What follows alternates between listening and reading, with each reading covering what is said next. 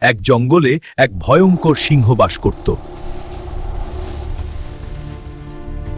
সব প্রাণী সেই সিংহকে খুব ভয় পেত। একদিন সব প্রাণী একসাথে সভা করল।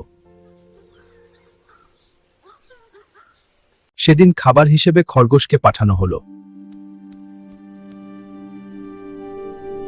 চালাক খরগোশ সিংহকে কুয়ার কাছে নিয়ে গেল। কিন্তু খরগোশের মাথায় তখন এক বুদ্ধি এলো। মহারাজ, আরেকটা সিংহ আমাকে আটকেছিল।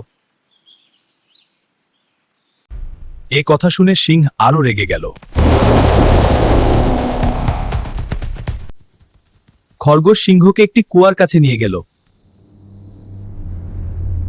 সিংহ কুয়ার পানিতে তাকিয়ে নিজের ছায়া দেখল। সে ভাবল সেখানে আরেকটা সিংহ আছে। রাগে সিংহ কুয়ার ভেতরে লাফ দিল। এক বড় শব্দ করে সিংহ পানিতে পড়ে গেল। এক বড় শব্দ করে সিংহ পানিতে পড়ে গেল। খরগোশের বুদ্ধিতে সব প্রাণী বাঁচল। বুদ্ধি শক্তির থেকেও বড়।